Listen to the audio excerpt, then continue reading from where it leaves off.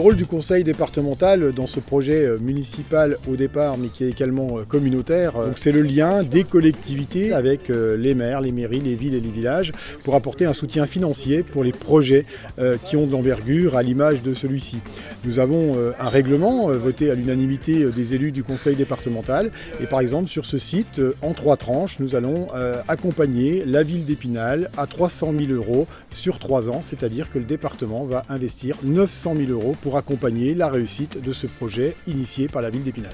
Et donc il faut absolument que le département soit présent et on le sait le faire, la preuve en est avec ces 900 000 € en 3 ans qui est le plafond de nos aides. Nous avons le canton d'Épinal, c'est-à-dire sur cette rive, ça a un impact important.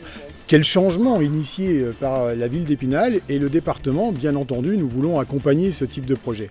Regardez aujourd'hui ce complément à ce nouvel investissement réalisé pour des bâtiments qui seront utilisés pour les archives municipales et communautaires, avec un lieu où il y a Evodia juste à côté, la Fouillotte, l'écoquartier Bragard avec la maison médicale, la pharmacie Thomas Bragard.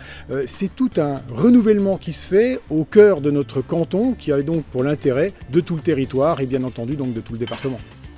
Alors c'est un projet qui ne date pas d'aujourd'hui, qui a déjà été initié il y a quelques années parce que toutes les communes ont l'obligation de conserver leurs archives.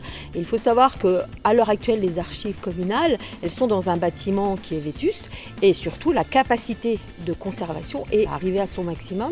Donc il fallait travailler un nouveau projet.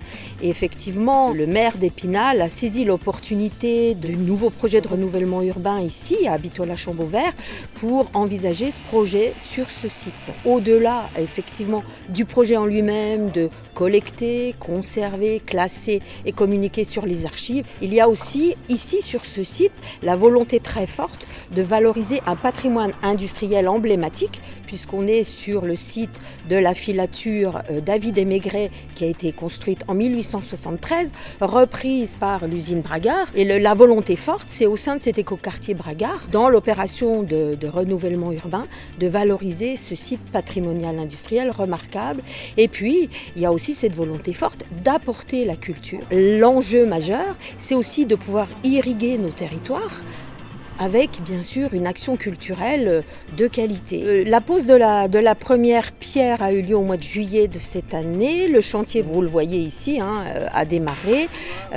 Normalement, si tout se passe bien, le chantier sera terminé en 2024 avec en perspective l'ouverture de ce centre culturel, de ce lieu de conservation des archives en 2025.